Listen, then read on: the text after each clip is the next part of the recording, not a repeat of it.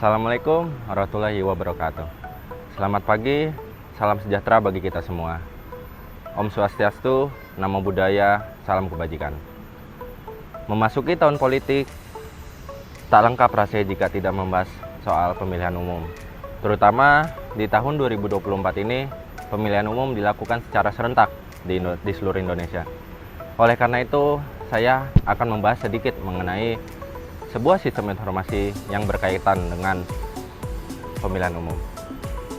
Ada pepatah, tak kenal maka tak sayang. Maka izinkan saya untuk memperkenalkan diri. Perkenalkan, nama saya Muhammad Nur Ilmi dengan NIM 105200040 dari kelas IS2 Program Studi Sistem Informasi tahun 2020 Universitas Komputer Indonesia. Oke, mari kita lanjut ke pembahasan. Sistem informasi e-voting adalah sebuah sistem yang digunakan untuk memberikan suara. Sistem ini memungkinkan pemilih untuk memilih kandidat yang mereka pilih melalui perangkat elektronik seperti komputer, smartphone, ataupun tablet. Sistem ini memiliki banyak manfaat, di antara lain adalah yang pertama, meningkatkan efisiensi, yang kedua, meningkatkan transparansi, dan yang ketiga, meningkatkan partisipasi pemilih. Namun, selain banyaknya manfaat tersebut, ada juga resiko-resiko yang harus dihadapi. Di antara lain, yaitu berikut ini. Yang pertama adalah kerentanan terhadap serangan cyber. Yang kedua, kesalahan sistem. Yang ketiga, ketidakadilan bagi pemilih yang tidak memiliki akses internet. Menurut data yang saya dapat, e-voting sebelumnya sudah pernah digunakan di Indonesia, meskipun hanya dalam skala kecil. Contohnya, pada tahun 2009, e-voting digunakan untuk Pilkades di Kabupaten Jembrana, Bali. Hasilnya adalah menunjukkan bahwa e-voting dapat meningkatkan partisipasi pemilih dan mempercepat proses pemungutan suara.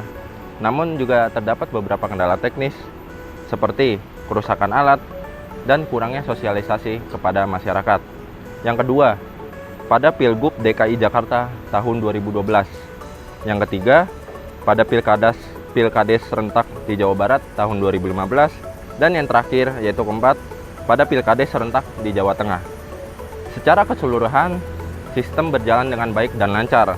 Namun memang ada beberapa kendala-kendala teknis yang tadi disebutkan, seperti keamanan data, kesiapan infrastruktur yang belum merata, dan juga sosialisasi serta edukasi kepada masyarakat. Berbicara mengenai e-voting, tak lengkap rasanya jika tidak membahas Sirekap. Apa itu Sirekap? Sirekap yaitu merupakan kepanjangan dari Sistem Informasi Rekapitulasi. Sistem ini digunakan untuk merekapitulasi hasil suara pada pemilihan umum. Sistem ini memungkinkan KPU untuk mengunggah hasil suara dari TPS ke server pusat secara real time, sehingga hasil pemilu dapat diketahui dengan secara cepat dan juga akurat. E-voting dan Sirekap adalah dua sistem yang saling terkait. E-voting digunakan untuk mencoblos, sedangkan Sirekap digunakan untuk merekapitulasi hasil suara. Penggunaan kedua sistem ini diharapkan dapat meningkatkan efisiensi dan transparansi penyelenggaraan pemilihan umum. Dalam penggunaannya, Sirekap lebih sering digunakan dalam kegiatan pemilihan umum dibandingkan dengan sistem informasi e-voting. Karena Sirekap sangat bermanfaat, mengingat sistem ini dapat menghitung hasil suara dengan cepat dan juga akurat. Namun, selain manfaatnya, terdapat juga beberapa kendala dan juga resiko-resiko yang harus dihadapi. Sama seperti dengan e-voting. Namun, Komisi Pemilihan Umum Republik Indonesia telah melakukan beberapa perbaikan. Antara lain yaitu yang pertama, penerapan enkripsi data, yang kedua, penggunaan audit trail, dan yang ketiga, peningkatan sosialisasi serta edukasi kepada masyarakat. Menurut keilmuan tata kelola sistem informasi, penerapan e-voting dan Sirekap perlu mempertimbangkan beberapa aspek. Di antara lain yaitu yang pertama, arsitektur sistem. Arsitektur sistem e-voting dan Sirekap harus dirancang dengan baik agar aman, andal, dan juga scalable. Yang kedua yaitu manajemen data. Data pemilih harus dikelola dengan baik dan juga terjaga kerahasiaannya serta integritasnya. Dan yang ketiga, keamanan cyber. Keamanan cyber pada sistem e-voting dan Sirekap harus dilindungi dari berbagai macam serangan cyber untuk mencegah terjadinya kecurangan dan juga manipulasi data. Dan yang terakhir, yaitu keempat, audit dan kontrol.